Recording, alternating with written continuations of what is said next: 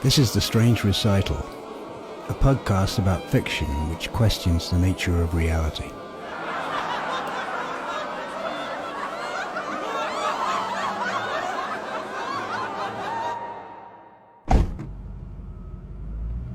We took the shuttle to the entrance of the theme park.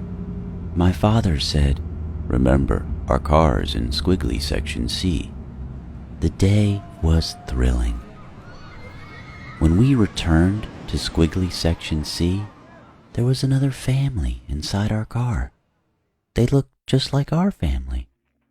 My father stopped my mother and I from yelling at them as they drove away.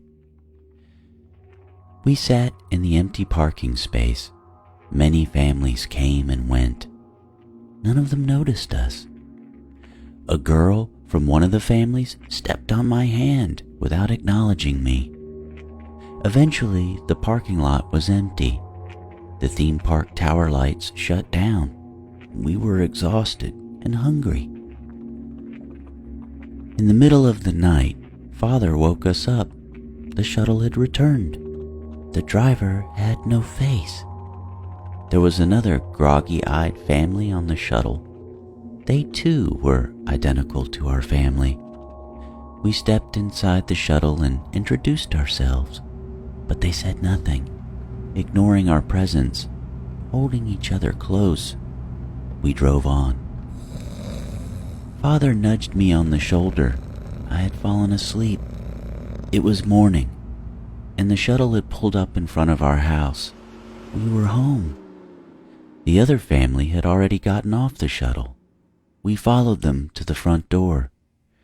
Our car was in the driveway, and the family that had stolen our car was watching us from the living room window. Our family and the family from the shuttle stood in line, and one at a time we knocked on the front door. Nobody answered. My father and the other father said they would be right back. They disappeared behind the house. My mother and the other mother did not talk to each other. I stared at the other boy. He was growling at me, and then the front door opened. I could not tell which of the three fathers staring back at us was mine. We all went inside. Everyone sat in the living room. One of the fathers spoke first. He said by the end of the day there would be only one family. The other two fathers nodded. I felt queasy and confused. "So how do we determine which family stays?" one of the mothers said. "We have a contest," one of the boys replied. "That's right," the three fathers said. One of the fathers looked at me. I had wet myself, and soon everyone was looking at me.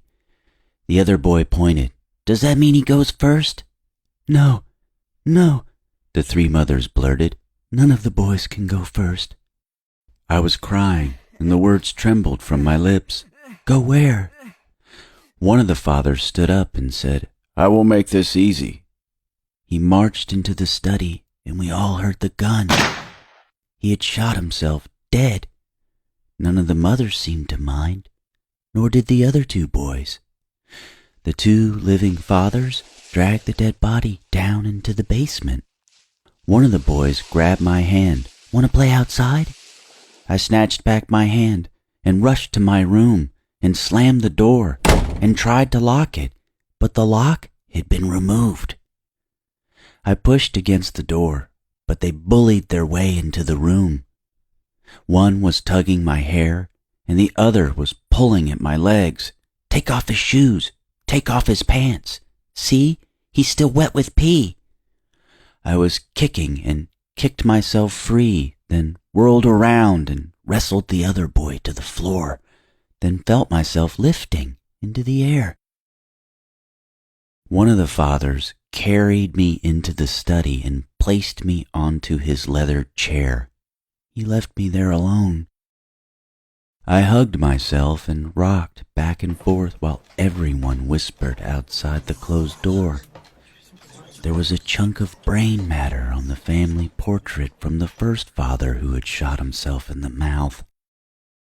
The boy in the portrait was wearing a blue dress and had pigtails for hair. the study door opened. The 2 boys entered, followed by the 3 mothers and 2 fathers. The herd of parents goaded the boys to apologize, which I accepted.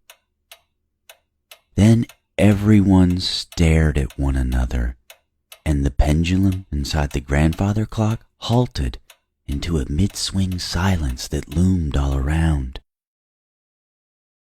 "Let's play Twister," one of the mothers said. I felt uncomfortable in urine-soaked pants and asked if I could change. Then I noticed the other 2 boys had wet their pants too. "Don't worry about it," the 3 mothers said. "Today's our last day. Live it like your first." I don't know about you, but seeing your parents stripped naked can be very uncomfortable. "My 3 wives," one of the fathers joked as the other father stoked the flames in the fireplace. The house windows were evening blue, and the fire crackled, and their bodies were tiger orange except for their faces in the shadows. The twister board was on the floor in front of the fireplace. There were 23 colored dots on the board. 7 were black holes. "The trick is to keep all your body parts. Boys, have a seat." The 2 fathers sat as well. The dial on the color wheel twirled. We watched the mothers play Twister on the floor. They contorted in and around each other like human pretzels. Every time the spin dial pointed to a black hole, one of the mothers lost a limb, reaching one arm or stepping one leg into a black hole. Then the lost limb reappeared on the side of the playing board, where the fathers leaned from their wing-back chairs to pick up the arm or leg for examination before passing it on to us. Sometimes it was just a head or a hand that reappeared. I held one of my mother's legs and recognized the mole on the inside of her left thigh. It felt good to trace my fingertips up and down the length of her leg. Her toes bunched as I tickled the bottom of her foot. Soon, the other 2 boys were wrestling for possession over the remaining 3 torsos writhing on the twister board. Simultaneously, the boys shoved each other into 2 separate black holes. The walls of the house rumbled as if painfully swallowing something too large for its throat. The boys never reappeared, their screams draining from the room shuddered over me. I was the only boy left.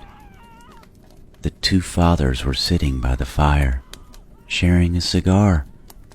The flames dancing in the fireplace blurred out of focus, my eyelids falling heavy with sleep. The house windows welcomed the morning sun. The twister board was gone. I was the only one left in the living room. A hunchbacked cleaning woman was vacuuming the floor. The sound of crushed potato chips tinkled up the metal pipe. The air stank of Father's cigar. When I walked past the cleaning woman, she grunted at the floor like, "I'm not cleaning that up." It was one of the fathers. He was half inflated, his legs rolled up to his ribs on the wooden floor. The instructions on how to package the inflatable father were on the dining room table. There was still enough air in his head to make a puffy show of lips, like the lips of a father ready to blow a heart-shaped ring of smoke. I stepped over him. I was hungry. I would pack him up later. There was a note on the kitchen counter. I waited until eating a bowl of cereal to read it. "I trust you slept well. I'll be in the study whenever you're ready. Love, Dad." The note quivered in my hand. There was a blonde wig with pigtails on the kitchen counter. The cleaning woman asked what she should do with the human hand she had found under the sofa. I told her I'd take care of it. It was my mother's hand. The hunchback grunted, then continued vacuuming. I took the wedding band off my mother's finger and wore it as my own. Then I pulled the pigtail wig tight onto my head. I knew Daddy would be pleased to see his little girl. Quietly, with my mother's hand, I opened the study door.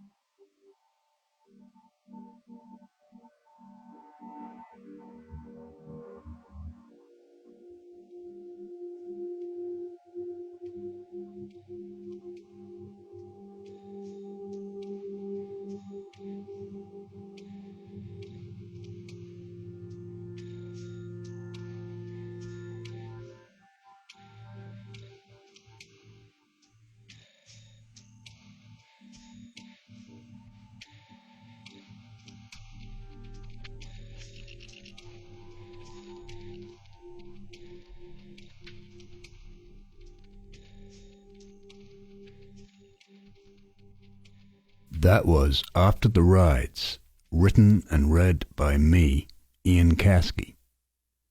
After the Rides was first published by Bomb Magazine on December 14th, 2016. Excuse me. I think I should take this. Hello? Hello? Yes? Who is this? What do you mean? You called me. Who do you want to speak to? I don't want to speak to anyone, really. You're the one that made the phone call. No. You called me. Maybe it's a screw-up with a phone or something. Who am I talking to? Ian Caskey. Wait a minute. I'm Ian Caskey. No, that's impossible. You must be having me on. Some kind of phone prank. You're not me. Oh, I get it. You must be Tom Newton from the Strange Recital calling to talk to me about my story. Come on. You called me. No, I didn't. My phone rang. I picked it up. You called me. Are you calling about my story? What story is that anyway? After the Rides. I wrote that. Neither of you did. I wrote it. Who are you?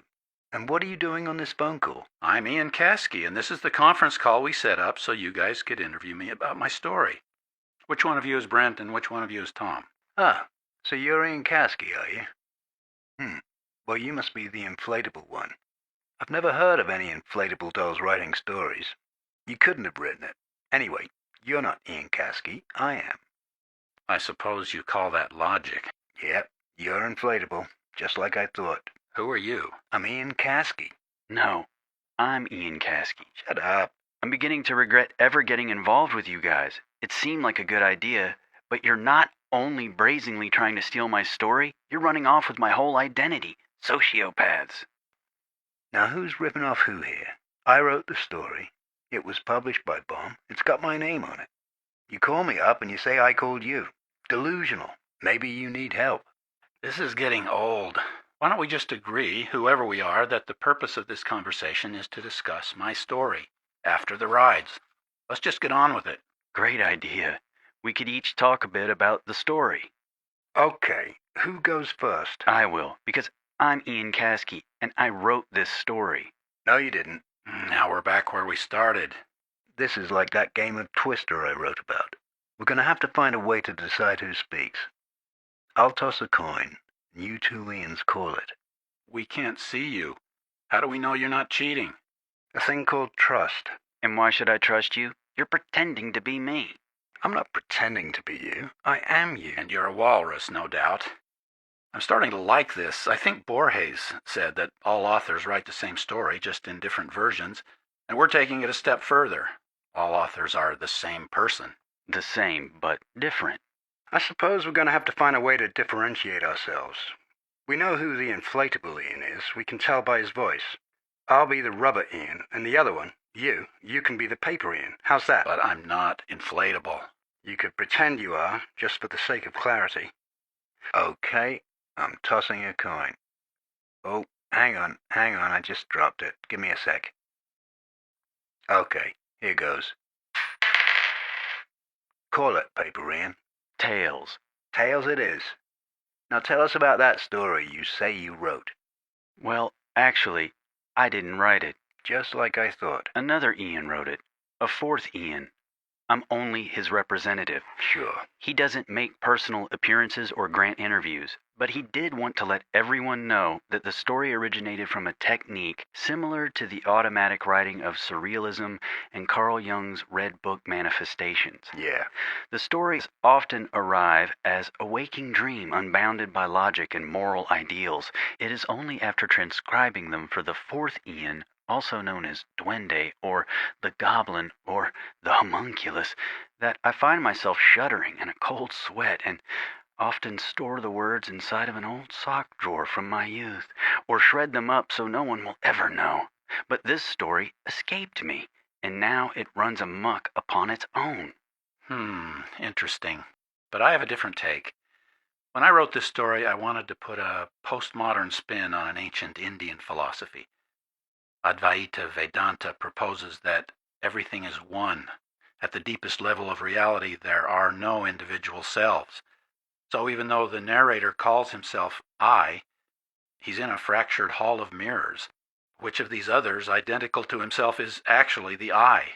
All the selves are liquid. They shift and merge. Drops in the ocean.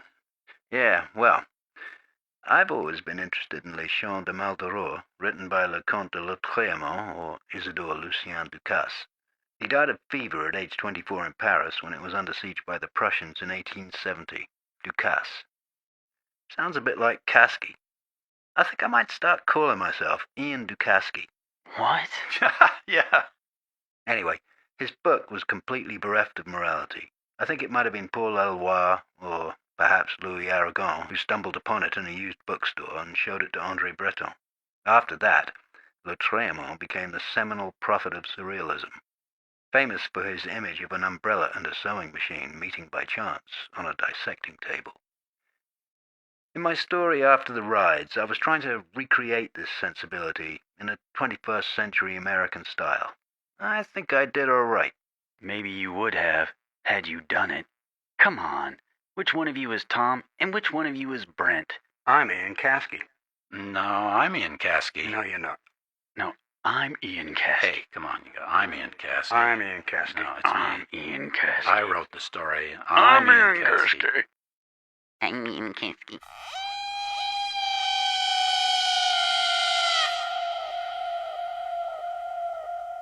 Saved by a siren. Phew. This is the strange recital. Sometimes it feels like voices in the ether. It's about reality. You can find more reality on our website, thestrangerecital.com. The music on this episode is The Beach is Red by Violet and Bertrand Denzler and Pink Circo by the Musique Concrète Ensemble. Both pieces are from a compilation album called Zero Moon Sampler 3, Explaining Difficult Music, released on the Zero Moon label 14 years ago. This is episode 17031. It's been brought to my attention by someone who knows more than I do that we should make an announcement asking for reviews. Apparently, people don't know they like things until they see that others do. It's odd. I thought that the herd model of psychology had been brushed away by Freudian influences on the advertising business after the Second World War. But what do I know? Who am I anyway? If someone has any ideas on that, maybe they could tag it on to the end of their review, if they can risk logging in. Much appreciated, thank you. And one more thing, don't be misled. I'm Ian Caskey.